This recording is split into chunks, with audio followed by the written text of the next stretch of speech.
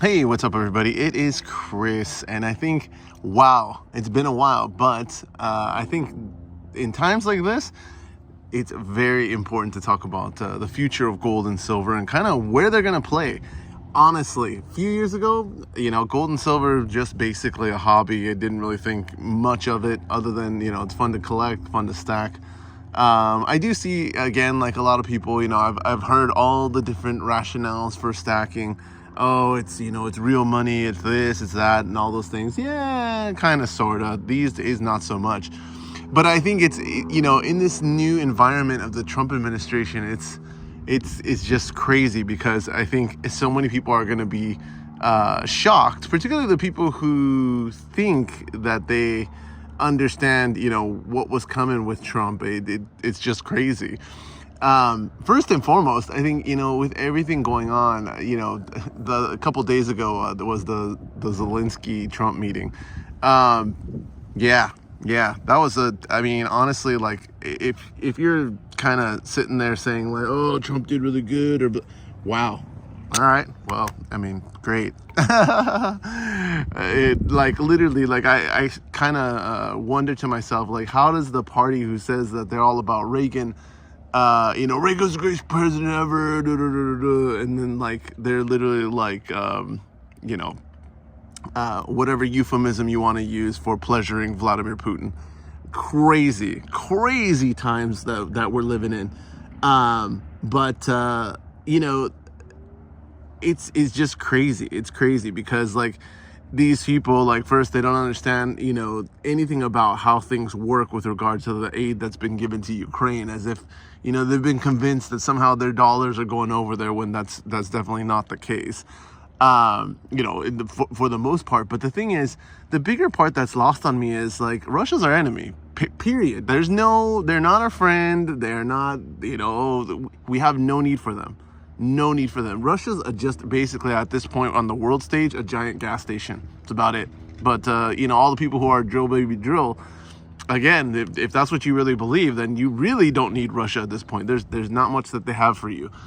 But it's just crazy. It's just crazy to think about. To me, Russia, obviously I grew up, Russia is our enemy. I still believe that to this day. They are our enemy. Whether that's good or bad, that you can have an endless debate about that, but the leadership in Russia is definitely our enemy. There's no doubt about it. But the thing is that's I don't know if it's lost on people, but there's so much to gain for us as a country from what's happened in Ukraine. Not only do we learn about what the future battlefield is going to be like, we get to see in real time, what works and what doesn't work. The days of spending, $20 billion, $50 billion on this or that, when a $300 drone can destroy something, is just crazy. But, these are lessons that you have to learn on the battlefield. And that's what Russia's learning the hard way. That is definitely what Russia's learning the hard way, that the conventional battlefield just doesn't exist anymore. So there's so much value to us in that we're not the ones who have to learn that for ourselves. We can watch it. We can watch our enemy, learn that on the battlefield. But secondly, and most importantly, it's not our people. It's not our people who are, there and, fighting and doing that kind of thing. And it's not gonna be our people. Russia, look at what Russia invaded Ukraine with. How much equipment, how many soldiers, they took into Ukraine. And, that not only did they not get the job done, it was kind of embarrassing, like, to watch them go about it. It was basically like Afghanistan all over again. And that's what it is. It's basically another quagmire for them. Regardless of the outcome, it is a quagmire for them that's not going to end well, no matter what. But to watch Trump, like, basically cuck for Putin, it's insane. Now, okay, all of that aside, where does this tie back to gold and silver? The craziest part with gold and silver is, like, typically a lot of stackers are obviously on the more conservative end of the spectrum, and that makes perfect sense. There's a lot of values that align with, gold and silver, and I can definitely see that. But the crazy part to me is, like,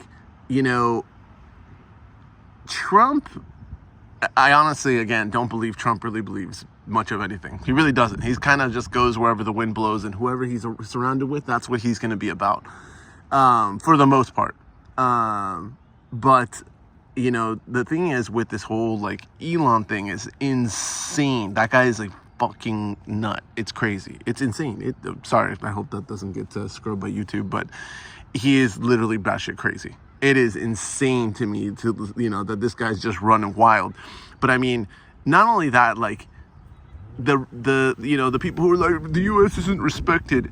If you saw that press conference with Elon Musk standing in the Oval Office and Trump just sitting there all hunched over, like, that was, again, up until that time, that was the most embarrassing thing I've ever seen happen in the Oval Office. Like, it was, wow. Like, I couldn't fathom it. I was like, no, like, this cannot be real. Like, this is a joke. I can't believe, like, that kind of stuff is going on. And, like, you know, it's like, just when you think you've seen it all, just when you think you can't be shocked, like, stuff like that happens, and you're like, how is this happening? You know, but the crazy part to me is, again, with regard to gold and silver and going back, is, you know, them pushing the whole, you know, going to crypto. Insanity and stupidity, like a grift on epic proportion. Just like Trump coin and like the other ones, it's crazy. It is insane to me that this kind of stuff is happening. That not only that it's happening, like that people just openly like are just like all about it. They're like, yes, please take my money, please make me look stupid. And like the crazy part to me is like, you know, if this is the end game to push, you know, crypto, to push Bitcoin, to pump you for whatever reason, like what is the end? Like, why would you do that? Like, there's no reason. Why would you do that? But the craziest part is like, if it ended up that Donald Trump would be the one who actually confiscated gold again, confiscated personal ownership of like gold, any type of gold, or potentially even stopped minting U.S. government minted bullion. I would not be surprised at all if that's coming down the pike. Because think about this. If that's what Elon wants, he doesn't want gold and silver. And that's why he's talking about Fort Knox and this and that. I mean, realistically, what does it matter at this point with where, you know, the way the world works? What does it matter what's in Fort Knox? The full faith and credit of the United States is not based on what's in Fort Knox. What does it matter at all what's in Fort Knox? It doesn't. It has no bearing on anything. No one would know if there was nothing in there. But, like, what's the rationale to go, you know, talk about Fort Knox? So that you can come up with an excuse to switch to crypto. And my question is for, you know, my conservative friends is like, how could you get behind something like crypto? You know what I mean? Especially if you're a stacker, like, that's like the Antichrist. You know, basically, like, you're going from, I'm all about, you know, you either hold it or you don't own it, or, you know, God's money and this and that, and then all of a sudden you're going to buy head over heels into crypto.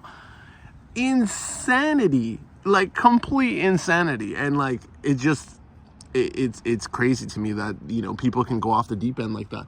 But I'm here for it. I want to see it. I want to see, you know, these things happen, so that the same people who, you know, preach that, Donald Trump's going to do this and fiscal conservatism and that doesn't look like it's happening. You know, it's crazy to me. It's crazy to me to try to think, okay, where are we headed? To, you know, gold and silver being like a hobby, to now it's like, oh crap, like, you know, we really are gonna need this stuff. Like, again, the hard part with like gold and silver is, I think, for the general populace, the utility is very limited because they have no idea what, you know, gold and silver are worth. They have no concept of like price and this and that. So it's going to be tough. It is going to be tough. And that is what it is. But the crazy part to me is just, you know, the conversion of people who are like, they're all about like fiscal conservatism and real money and this and that, and just to watch it all go out and they're still celebrating it. Like, how do you switch teams that quickly? How do you just completely give up all of your, you know, your morals and the things that you're about and just switch? It's crazy. Like, it's totally crazy to me. It's like if you were like hardcore Christian, then all of a sudden, like, you know, the next like 2 weeks later, you're full blown like Islam. It's like, wait, what? Like, how did this happen? You know, like, it's crazy. But it really does bring home to me, like, you know, this, I can't see the end game. I cannot see the end game. And you know, for the people who are like, well, it's just 5D chess and you just can't see through. No. See, this is the part, like, and I think this has got to be something to do with social media, like the internet, where people kind of have, like, they think that at all times they have this God's eye view of like how things work. Like, you know, it works like this. But they don't understand that in the real world, everything has repercussions. Everything has a consequence. You know, I mean, even look at like something like the tariffs. People are like, well, you know, we have to, you know, make them pay and blah, blah, blah, blah. They just have no concept, aside from the whole like monetary aspect of tariffs and how that works. But like, they have no concept of business, like in general. Like, in order to say some of the stuff you hear, it's like, wow, like really, you have no idea how business works. Like, if someone's, you know, a non-dependable trading partner, then you're gonna do business elsewhere. You're not gonna sit there and bend to their whim and make it where, you know, one administration comes in and they do this and the next administration does that and just completely dishonors, you know, agreements that have been made. It's the same way in business. Like, you can't do that. You can't run your business that way. And so, you know, changes are going to be made. Who's going to get screwed? Us. We are the ones who are going to get screwed. We import everything. And that's the way, I'm sorry, but that's the way that the world works now. A conscious decision was made many years ago that, you know, we had the money and we can, you know, outsource. Companies decided, you know, we can make slaves elsewhere for pennies on the dollar and then make more profit. And that's why that happened. People don't understand that, you know, this is a conscious decision by corporations. Like, yeah, we could, you know, have factories here and, you know, pay a living wage to our workers. But, you know, instead of that, let's just go to another country, produce it there and import it back for way cheaper and still sell it near the same price. And we'll just keep the difference. I mean, you can't blame corporations, right? That's their job, right? To maximize profit. They have no duty to you. Why do you know, isn't that what, you know, the whole Citizens United thing was? Like, you know, corporations are basically people. They have rights. They can do whatever they want. They need representation. They should have that. Great. Well, that's the world that you created with things like that. Like, why are you crying about it? Like, they can make you pay whatever they want to pay, and you should pay it gladly, hand over fist. I don't understand. You can't have both. Either you let corporations run wild, and you know, and you just accept that they're going to do whatever they're going to do, or, you know, you regulate them in some way. Ooh, big bad government. You know, it's crazy. But I can honestly say, like, I've never felt like personally that, you know, gold and silver are more important than they are now, just to have some type of tangible asset outside the system in an environment where, you know, the crypto bros may have their day and, you know, things go to crypto. Insane. But that's the world we live in.